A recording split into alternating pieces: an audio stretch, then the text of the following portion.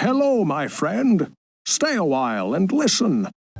What's going on YouTube? It's Filthy and we're back with another video. Today on the free-to-play, we've reached level 40, we are day 13, unlucky for some, not for us. Do subscribe if you're enjoying the early playthrough of Raid. We've been through, I think, most of the dungeons so far, most of the potion keeps, and we're just going to continue building it out this account. Today I thought we'd talk about a champion, Warpriest, and we're going to talk about her because the worst mistake you can possibly make in this game is investing in a champion that you will not use for very long. Now, you can build any champion in this game you want. You know, you can come to the index, you can pick yourself out a 2-star uncommon champion. You can build them till 60 and they'll do something for you. They'll be okay. You'll be able to get through some content with them, but you're not going to use them long term because initially, obviously, it takes a while to get your first character up to 6 stars, and then after that, you're adding your second, your third, your fourth, fifth, so on. But even me, at like my 97 3-year-old account, it is a pain in the arse 6-starring somebody. So you don't want to do it unless you have to. You don't want to 50 somebody unless there's a decent reason. Taking a character to 40 is never a mistake because you can always use them as a chicken. You know, we can take this level 40 Warpriest here, we can pop in the 4 1-star champs and make her a 5-star chicken for our next 6-star hero.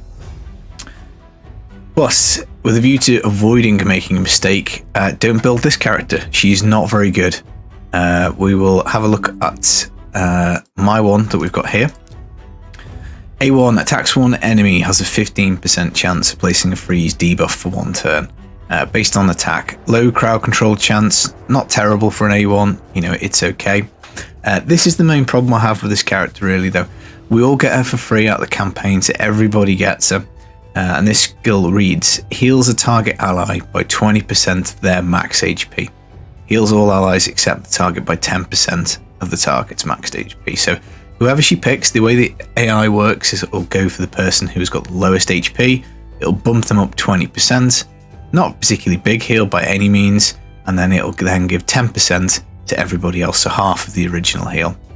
Now, you can put books into her. The heal goes up. I don't think the heals are additive. Now, I might be wrong on that. I think they're multiplicative, so it's really not a great heal at all. And then we've got an increased attack on all allies for 2 turns. Only benefits champs you have built with attack, and it is the small version. So her kit really, I just think, is really unimpressive.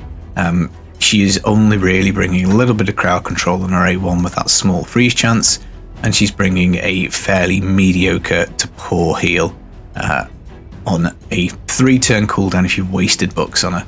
And this move, again, doesn't hit anybody, isn't really very useful. So if we just have a quick look at the index for total stats, because I know some people will say, but she's got, you know, decent stats, which she does for a rare, you know, no disputing that. But good stats does not a good champion make. So her HP is just over 18k, which is good. She's got defense of 1100, which is high for a rare. She's got speed of 97. So, you know, nothing wrong with her in those terms. But if you build her past 40, you're making a mistake. So if we just look at this account where we've recently had 2x ancients, we've pulled all the shards that we could get our hands on. You know, somebody like this guy, Mr. Cand, is a better healer. What he does is he heals the lowest ally by 25% and then does an equalization, which is a much bigger heal. So already his healing ability is better, albeit it's on a longer cooldown, but you could book him to 4 if you wanted. But his kit's got a lot of utility. He will do a 30% block buffs for 2 turns. You know, very useful for waves, very useful for dungeon bosses. And he also will do a steal. So attacks one enemy, steals 2 random buffs. Great for buff stripping off targets. So magic keep, huge shield, block buffs on the spirit keep, sorry. So he's, you know, better. Then we've also pulled ourselves an Arcanist. Her move, 15% continuous heal for 2 turns. So that's 15% of every single champ's HP for 2 turns. Booking down to a 3-turn cooldown. Way better. She's got worse A1. Sleep's rubbish. She would want freeze. She also does the increased attack, but also puts crit rate on. So slightly better move there for her over the Warpriest. And she's also got a defense aura. So, you know, that's another one that we've got. And then we also pulled this guy who I think is worth a 50 on an early account, Lamoba. Again, continuous heal for 2 turns on everybody. It comes with an AoE attack as well, so a little bit of damage out of that. A single target heal, 25% max HP, and a revival on death, albeit long turn cooldown, but still a decent heal. Turn meter boost on his A1 with a double hit, and also some speed. So I've got 3 healers who I would like to invest in far more than Warpriest. Now some people again might say, well, keep her from faction wars, and again I just don't see the need. Like, true, she is a healer, so she will help, but you've got a defense based guy you can get from the campaign, Templar, really nice kit, decreased speed on the A1, counter attacks whenever he gets debuffed, attacks 4 times at random, landing provokes, blocking damage on himself, and ally resist in arena battles. Stick him in lifesteal gear, way better than relying on a Warpriest. You even build multiple copies of him. You have also got Armiga, who, if you're on a free-to-play account, you should be building 2 of this character. His kit is that good, 2 of them. I used 2 Armigas on Fire Knight. I still use 2 Armigas on Fire Knight now, because he's got huge turn meter decrease on his A1. He's also got an enemy max HP skill on his A2. Defense based, really cheap to get because you get him out of mystery shards or the market. Outlaw Monk, you can build one of these guys up to 40 and then use him as a chicken. He'll give you poisons, give you extra turns. I mean, even in the faction, if you look at a few of the support champs, even in the rare category, some of these are better, I think, than Warpriest. We've got Revive on that champ. You've got Cleanse. Heals allies by damage inflicted. You know, there are other ways of getting your heal, basically, I think, rather than relying on Warpriest, even if it's just in faction wars. Mother Superior, you know, the pun's in the name, she is superior to War Maiden. Heals everybody by her HP, so you can pump her HP up and get a huge heal, and then put the shield on a target as well. Continuous heal, shield on all allies, which is cool.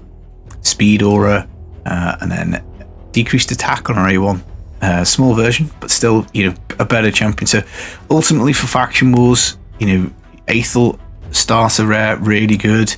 Purgator is decent. Castigate is decent. There's just no reason to build her for faction wars.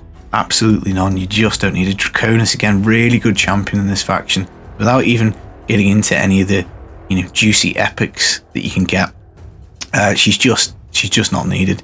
Now, if you have invested in her up to 40, I think that's perfect, because you can 5-star chicken her. If you've gone to 50, I'd still use her as a 5-star chicken. But obviously, maybe you have to keep her until you pick yourself up another healer.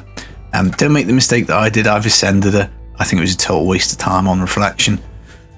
Getting this extra little heal is crap. She's just a bad champion, guys. It's just my opinion. If you look at the ratings, she gets an oddly high rating. I think she's terrible. Really is a definite chicken, not a champ you would want to invest in. There's way better champs. Greybeard, I'd rather build one of these guys out. I think he's more useful. Shield Guard, rather build this guy out. You know, there's plenty to be getting on with. So yeah, she wins the prize, Raid's crappiest healer. And you do see people fall into this trap. I come across 50s and 60s of her in arena all the time, and I just think that's such a shame. It's such a waste of resources, because a kit just absolutely does not justify building to 50. That's the video. I hope you enjoyed it. If you're interested in more videos like this, let me know if there are any other champions you'd like me to go over. Let me know in the comments. If you're still watching, drop me a thumbs up. That would be absolutely amazing. Thank you very much. I've been the Filthy Casual. Take it easy, guys. Peace.